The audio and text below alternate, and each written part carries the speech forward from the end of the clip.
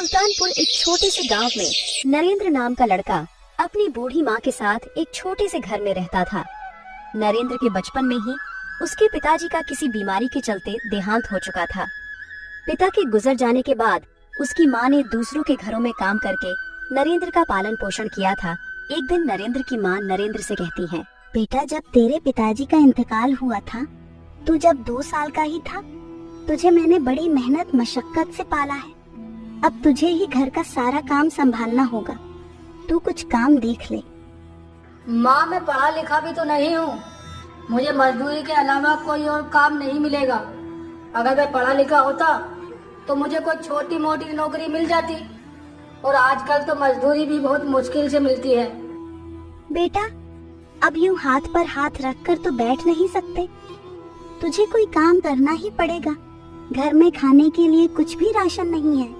तू कल कोई काम देख लेना।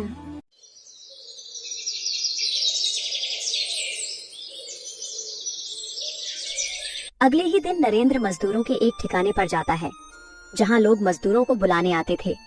वहां बहुत से मजदूर होते हैं, लेकिन नरेंद्र को कोई भी काम नहीं देता है। अब नरेंद्र हार थककर अपने घर जाने लगता है। तभी नरेंद्र को उसका एक दोस्त मिलता है। वो नरेंद्र से कहता है, अरे नरेंद्र भाई, इतनी तेज धूप में कहाँ से आ रहे हो? बड़े उदास दिख रहे हो। भाई, मैं काम देखने गया था, लेकिन कोई काम नहीं मिला। अब माँ को क्या जवाब दूंगा, बस यही बात परेशान कर रही है। अरे नरेंद्र भाई, इतनी बात तो तू मुझे बता देता, मैं तुझे काम दिला दूंगा। कल तू मेरे घर आ जाना, मैं तुम्हें एक जगह काम दिलवा दूंगा। ठीक है भाई, मैं कल तुम्हारे घर आ जाऊंगा। इतना कहकर नरेंद्र अपने घर चला जाता है। आ गया बेटा तू। मैं तेरा ही इंतजार कर रही थी। कुछ काम मिला कि नहीं? माँ, काम तो कुछ नहीं मिला, लेकिन मुझे मेरा एक दोस्त मिला था। वो मुझे काम दिलवाने के लिए कह रहा था। उसने मुझे कल बुलाया है। बेटा, तू कल जाकर कोई काम जरूर देख ले। मैं आज बराबर वाले घर से 1 किलो चावल उधार लेकर आई थी। रोज रोज उधार मांगते में शर्म आती है। तुम ठीक कह रही हो माँ, मैं कल जाकर कोई काम जरूर ढूंढ लूंगा। अब नरेंद्र अपनी माँ के साथ खाना खाता है और अगले ही दिन अपने दोस्त के घर चला जाता है। उसका दोस्त उसे एक गोदाम पर ले जाता है। गोदाम का मालिक नरेंद्र से कहता है, सुनो नरेंद्र, तुम्हारे दोस्त सुमित ने तुम्हारे बारे में मुझे सब कुछ बता दिया है। तुम अब से यही काम करोगे। तुम्हें ये बोरे इस गाड़ी से उतार कर गोदाम में डालने हैं। हर गाड़ी को खाली करने के तुम्हें 200 रुपए मिलेंगे। चलो आप जल्दी काम पर लग जाओ, दूसरी गाड़ी आने ही वाली है। नरेंद्र गाड़ी से सारे बोरे उतारकर गोदाम में रख देता है। मालिक, मैंने सारी बोरियां गोदाम में रख दी हैं। अब मुझे मेरी मजदूरी के पैसे दे दो। नरेंद्र, तुमने तो बड़ी जल्दी सारी बोरियां गोदाम में रख दी। ये लो अपनी मजदूरी, और कल जल्दी आ जाना। नरेंद्र गोदाम के मालिक से पैसे लेकर चला जाता है। मजदूरी के पैसों से वो अपने घर का राशन लेकर जाता है और फिर अपनी माँ से कहता है, माँ, मैं पूरे हफ्ते का राशन ले आया हूँ। अब तुम्हें परेशान होने की कोई जरूरत नहीं है। बेटा, ये तूने बहुत अच्छा किया जो पूरे हफ्ते का राशन ले आया। वैसे बेटा, काम क्या था? माँ, मजदूरी के अलावा और क्या काम हो सकता है? गाड़ी से बोरियां उतारकर गोदाम में रखी थी, उसकी वजह से सारा शरीर दुख रहा है। तुम मुझे जल्दी से खाना दे दो, मैं खाना खाकर आराम करूंगा। मुझे सुबह जल्दी निकलना है। नरेंद्र खाना खाकर सो जाता है। शरीर में थकावट की वजह से नरेंद्र की आंख थोड़ी देर से खुलती है। नरेंद्र जल्दी से उठकर अपनी माँ को बेगर बताए काम के लिए निकल जाता है। जब नरेंद्र काम पर पहुँचता है तो गोदाम का मालिक नरेंद्र से कहता है, अरे नरेंद्र, ये कोई वक्त है आने का? मैं कब से तुम्हारा इंतजार कर रहा था।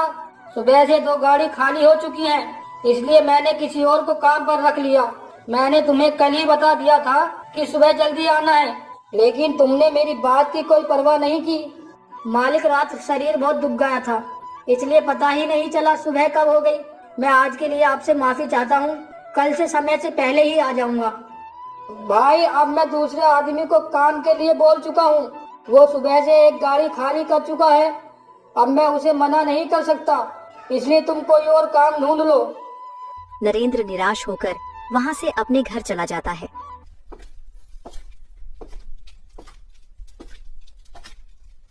नरेंद्र की माँ नरेंद्र से कहती है, अरे बेटा, तू सुबह बगैर बताए चला गया था, कुछ खाकर भी नहीं गया। यूं खाली पेट मत जाया कर, वरना शरीर में कमजोरी आ जाएगी। अगर तू जाने से पहले मुझे बता देता तो मैं तेरे लिए कुछ बना देती। माँ, मुझे काम पर जाने में देरी हो गई थी, इसलिए मालिक ने मुझे काम के लिए मना कर दिया। उन्होंने किसी और को काम पर रख लिया। बेटा, ये तो बहुत बुरा हुआ। तू अब क्या करेगा? तू कोई और काम देख ले। माँ, मुझसे मजदूरी नहीं होगी, मैं अपना कोई काम शुरू करूँगा। बेटा, तू अपना क्या काम शुरू करेगा? और अपना काम शुरू करने के लिए तो बहुत पैसा चाहिए। इस वक्त तो हमारे पास 1 रुपया भी नहीं है। बेटा, तू महीने 2 महीने किसी और के यहाँ काम कर ले। जब तेरे पास पैसे हो जाए तो अपना काम शुरू कर लेना। तुम सही कह रही हो माँ, मैं कल कोई दूसरा काम देखने जाऊँगा। अगले ही दिन नरेंद्र काम की तलाश में घर से निकल जाता है। रास्ते में उसे एक बूढ़ा आदमी मिलता है। वो नरेंद्र से कहता है, बेटा, तुम मेरा ये सामान मेरे घर तक पहुंचा दोगे? मेरे शरीर में इतनी जान नहीं है कि मैं इसे ले जा सकूं। अरे बाबा, तुम परेशान क्यों होते हो? मैं अभी तुम्हारा ये सामान तुम्हारे घर पहुंचा देता हूँ। आप ये सामान मेरे सर पर रखवा दीजिए। बूढ़ा आदमी सामान नरेंद्र के सर पर रखवा देता है। नरेंद्र सामान को उस बूढ़े आदमी के घर पहुंचा देता है। बूढ़ा नरेंद्र से कहता है, बेटा, तुमने मेरी मदद की है, इसीलिए मैं भी तुम्हारी मदद करना चाहता हूँ। मैं जानता हूँ तुम सुबह से काम की तलाश में भटक रहे हो, लेकिन तुम्हें कोई भी काम नहीं मिला है। मेरे पास ये संदूक है, इसमें सोना है। मैं चाहता हूँ तुम ये अपने साथ ले जाओ। मेरा कोई पता नहीं कब ऊपर पहुँच जाऊं। मेरे बाद किसी गलत आदमी के हाथ अगर लग गया तो बहुत बड़ी मुसीबत खड़ी हो जाएगी। इसीलिए तुम इस सोने को लेकर जाओ और सोने का सही जगह पर इस्तेमाल करना। नरेंद्र सोने का संदूक उठाकर अपने घर ले जाता है।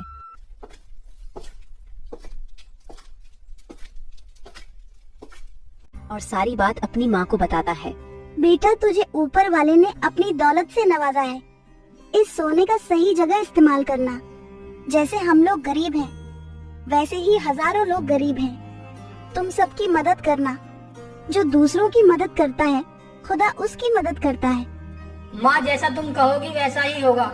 मैं इस सोने को बेचकर जमीन लूंगा और उस पर खेती करूंगा। नरेंद्र सारा सोना बाजार में बेचकर बहुत सारी जमीन खरीदता है, जिससे उसकी पैदावार बहुत अच्छी हो जाती है। वो अपने गांव में ऐलान लगवा देता है, जिसे भी मदद की जरूरत हो वो नरेंद्र के यहाँ आ सकता है। अपनी कोई भी परेशानी लेकर एक दिन नरेंद्र की माँ नरेंद्र से कहती है, बेटा, अब हमारे पास किसी चीज की कमी नहीं है, इसलिए मैं सोच रही थी तू शादी कर ले। मेरे शरीर में इतनी जान नहीं है कि मैं घर का काम कर सकूं। तेरी शादी हो जाएगी तो मुझे राहत मिल जाएगी। कुछ ही दिनों में नरेंद्र की माँ नरेंद्र की शादी करवा देती है। शुरू में नरेंद्र की पत्नी घर का सारा काम अच्छे से करती है, लेकिन कुछ दिन बीत जाने के बाद उसने काम करना छोड़ दिया। बस उतनी देर ही काम करती जितनी देर नरेंद्र घर पर रहता, लेकिन नरेंद्र के बाद वो नरेंद्र की माँ से सारा काम करवाती थी। ए बुढ़िया, तू खाती तो बहुत है, काम तो कुछ करती नहीं। तूने मुझे मशीन समझ रखा है जो काम पे काम बताती रहती है। अब घर का सारा काम तू ही किया करेगी, वरना घर से निकाल दूंगी। अगर ये बात तूने अपने बेटे को बताई तो तुझे वृद्ध आश्रम में छोड़ आऊंगी। फिर पड़ी रहना वहाँ। और सुन, घर का सारा काम करने के बाद मेरे लिए चाय बना देना अच्छी सी। बेटा, बाहर गरीब आदमी मदद के लिए आए हैं, उन्हें कुछ राशन या पैसे दे दो। आज से इस घर में किसी की मदद नहीं होगी, न किसी को कोई राशन दिया जाएगा, न ही पैसे। मेरा पति इतनी मेहनत से पैसा कमाता है और मैं उन पैसों को इन गरीब लोगों पर उड़ा दूं, ये सही नहीं है। अब घर में जो होगा मेरी मर्जी से होगा, जो मैं चाहूंगी वो होगा। उधर वो बूढ़े बाबा जिन्होंने नरेंद्र को सोने का संदूक दिया था, वो सोचते हैं कि नरेंद्र को जो उसने सोना दिया था वो उसका सही से इस्तेमाल कर भी रहा है कि नहीं। इसलिए वो नरेंद्र के घर मदद के लिए जाता है। अरे बेटा, कोई है घर में, मुझे मदद की जरूरत है। उतने में नरेंद्र की पत्नी आती है और बूढ़े आदमी से कहती है, ए बूढ़े, क्यों चिल्ला रहा है? हम क्या बहरे हैं जो इतनी जोर जोर से चिल्ला रहा है? बता क्या हुआ? बेटा, मुझे नरेंद्र से मिलना है। मुझे उससे काम था। मेरी 2 बेटियों की शादी है, इसलिए थोड़ी मदद के लिए आया हूँ। तेरी बेटियों की शादी है तो हम क्या करें? नरेंद्र तुम जैसे गरीब लोगों से नहीं मिलता है, समझे? मालदार आदमी देखा नहीं कि मुंह उठाकर चले आते हैं। बेटी, तू नादान है। इस तरह किसी बुजुर्ग का अपमान नहीं करते। मुझे एक बार नरेंद्र से मिलना है बस। अरे एक बार बोल दिया, नरेंद्र गरीब लोगों से नहीं मिलता है। वो तो गरीब लोगों की तरफ देखता भी नहीं है। चलो अब यहाँ से जाओ। बूढ़ा वहाँ से चला जाता है। उतने में ही नरेंद्र आ जाता है और अपनी माँ से कहता है, माँ, बाहर इतने आदमी औरत मदद के लिए खड़े हैं, तुमने उन्हें कुछ दिया नहीं और तुम्हारी ये हालत कैसे हो रही है? नरेंद्र की माँ चुप रहती है। तुम जब से आई हो माँ चुप चुप रहती है, आखिर बात क्या है? नरेंद्र की माँ नरेंद्र को सारी बात बताती है। बेटा, तेरी पत्नी मुझसे घर का सारा काम करवाती है और मुझे धमकी देती है कि अगर मैंने तुम्हें बताया तो मुझे घर से निकल देगी। सुमित्रा, मैं ये क्या सुन रहा हूँ? तुम मेरी माँ से घर का सारा काम करवाती हो और माँ को घर से निकालने की धमकी देती हो। तुम्हारी हिम्मत कैसे हुई मेरी माँ से काम करवाने की? तुम मेरी माँ को घर से निकालने की धमकी देती हो। मेरी माँ ने जिंदगी भर मुसीबत कूटी है, पूरी जिंदगी गरीबी में काट दी। अब थोड़ा सा आराम मिला है तो तुम परेशान करती हो। मैंने तुमसे शादी इसलिए नहीं की कि तुम मेरी माँ को परेशान करो, बल्कि इसलिए की है कि मेरी माँ को आराम मिल सके। तुम अभी के अभी अपने पिताजी के घर चली जाओ, वरना अच्छा नहीं होगा। मुझे माफ कर दीजिए, आगे से कभी ऐसा नहीं होगा। मैं तुम्हारे पैर पकड़ती हूँ। बेटा, माफ कर दे, गलती इंसान से ही होती है। उतने में ही वो बूढ़ा आदमी आ जाता है। वो नरेंद्र से कहता है, बेटा, मैंने तुम्हारी सारी बात सुन ली है।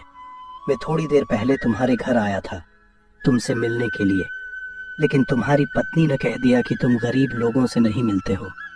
लेकिन मुझे यकीन नहीं हुआ, इसलिए मैं बाहर खड़ा हुआ तुम्हारा इंतजार कर रहा था। तुम्हारी पत्नी नादान है, इसे माफ कर दो।